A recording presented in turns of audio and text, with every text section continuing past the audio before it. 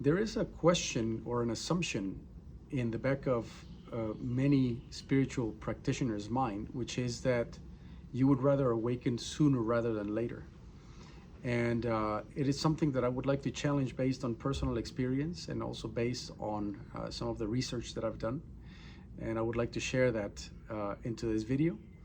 As you can see, I'm back in Guatemala after more than 2 years of not visiting, so I'll try to make a few videos while I'm here.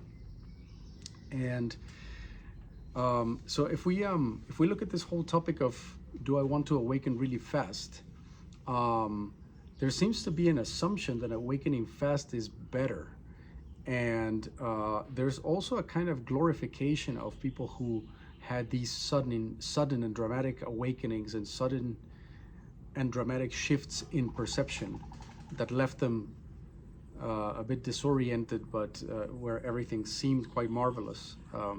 One of the more popular accounts of this is Eckhart Tolle's awakening, in which everything became incredibly vivid, but at the same time he was rendered not very useful for a couple of years. He was just sitting around in a park bench without being able to work and so on. So there was a very dramatic kind of situation in his case.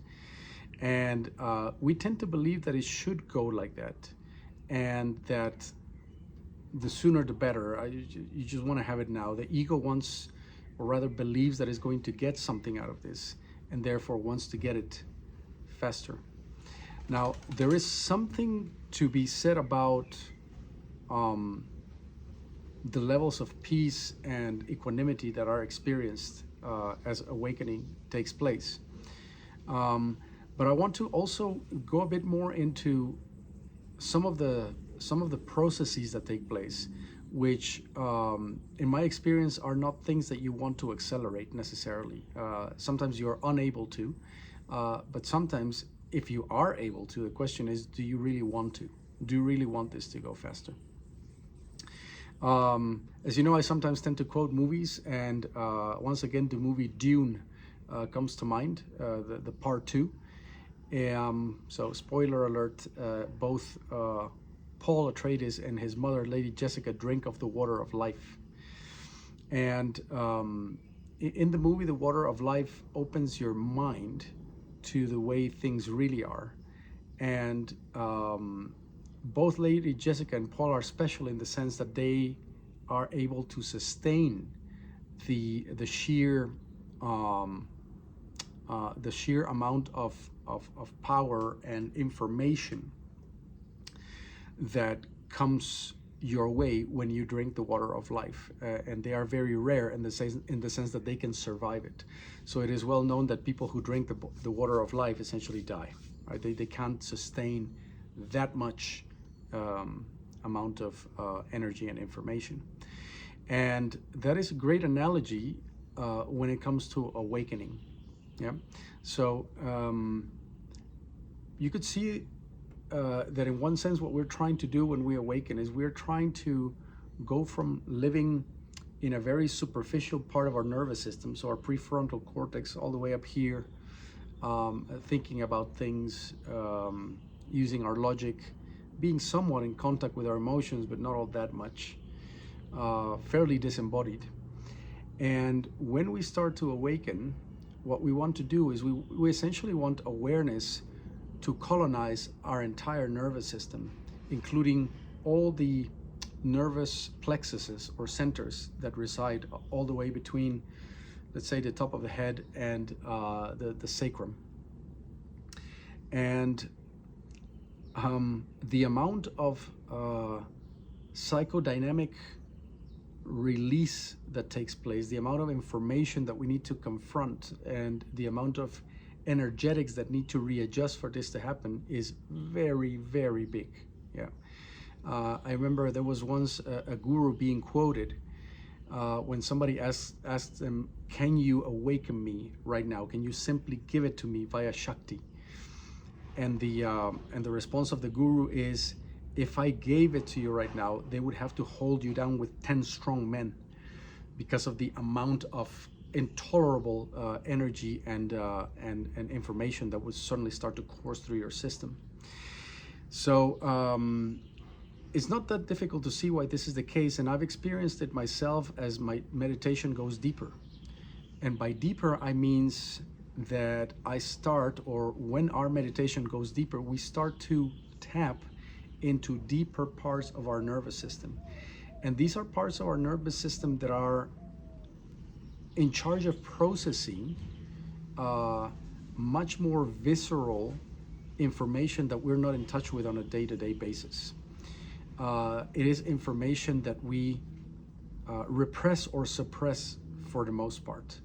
And the reason for this repression, which would be a subconscious way of doing it, or suppression would be a conscious sort of pushing things down, is because this is information that is not tolerable. It's truth that is not tolerable. It's information that would lead to a sense of overwhelm and a destabilizing of the whole nervous system. So going back to the dune analogy, drinking the water of life, let this little plane go by. I'm amazed at the amount of air traffic in Guatemala City. It's just crazy. Anyway, so drinking the water of life kills you because it exposes you to levels of information for which you have not developed the tolerance. And by information, we mean bodily information, but also psychic information, right?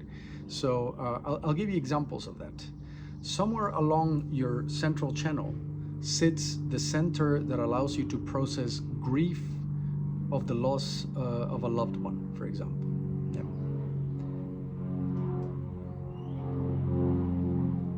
I'll stop for a while again. Can do this all day.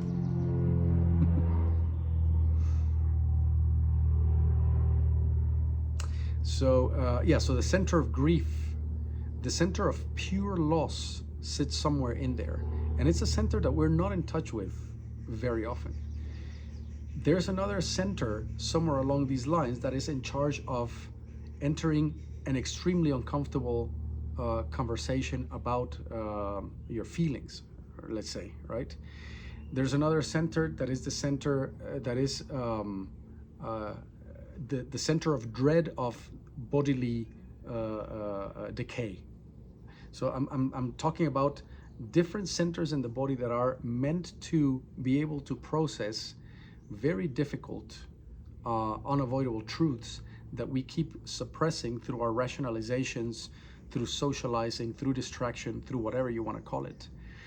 And not only are these centers that we are not often in touch with, they are not even centers that belong to us in the way we see ourselves as a so-and-so with a name and a job and a this and that. These are centers that are incredibly visceral and that are inherited through millions of years of bodily evolution. So when you tap into that, you're going to tap into memory that is not even yours. It's genetic memory that is so visceral that when you feel it, it almost threatens to completely overwhelm you, right? When we start to tap into these centers, very often we feel really dreadful visceral sensations. Also, it is very often the case, and it's something that I've experienced quite a lot, your spine needs to realign itself for this information to be able to go through. And those spinal realignments, I mean, your spine needs to crack into place.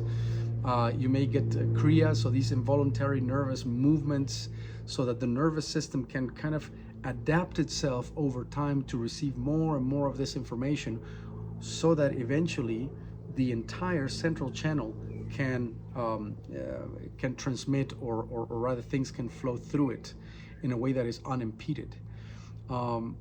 This is not something that you want to do in a single go. It's just really, really undesirable. And I can attest, and many of the people also that I work with can attest that for this to happen in a single go, there comes a point where it starts to become just super, super uncomfortable, like very destabilizing states that could be akin to psychosis, bodily discomfort where you feel like you really just want to crawl out of your skin and call it quits. So so this whole glorification of like, wow, I awakened in a single leap and I was suddenly became the Buddha or whatever, is very misguided. It just it completely flies in the face of the way neurology works and of the way it transforms itself, right? We all know, and this I will close with this little nugget of thought. We all know that there are things that children shouldn't be exposed to. Their nervous system would shatter in the face of them. This is no different. It really is no different. There are things in the face of which our nervous system would simply implode. So in the trauma community, there's something that we know as titration, which is to expose ourselves to discomfort in an incremental and very qualified type of way. And that is exactly what I believe we need to do when it comes to the process of awakening. It's an incremental process. It can last for a very long time. And despite what your ego may be thinking in terms of like, oh, I want to be the one that does it quickly and just, gets to the finish line, gets the bliss and the rest of it, you don't want that, right? It's not a desirable thing. And you would rather get there in as wholesome a way as possible, and as functional a way as possible, in a way that it doesn't shatter your relationships and your means of subsistence and the rest of it around you, and in which your body gets a chance to adapt, to reshape itself, because it really does reshape itself. There are positions in which the spine cannot transmit. It needs to align, right? And that happens all throughout, and especially around the area of the nape and the neck. There's a lot of tension there that needs to be worked through and released. So you don't want this to happen in a single go. That's my own personal conclusion. Of course, there's instances in which it happens very fast for certain people, and also you don't get as much of a say as to how quickly it goes as we may believe. But there's no real reason to accelerate it and push it beyond its normal pace. So that would be my take on the topic, but I'm also very curious to hear about your take on the topic. As usual, do share it in the comments section. And if you believe that this type of information is useful for others, then your liking, sharing, and subscribing makes this content far more available, and it's also super motivating to me. And I'll be back with more videos pretty soon. Cheerio. Bye-bye.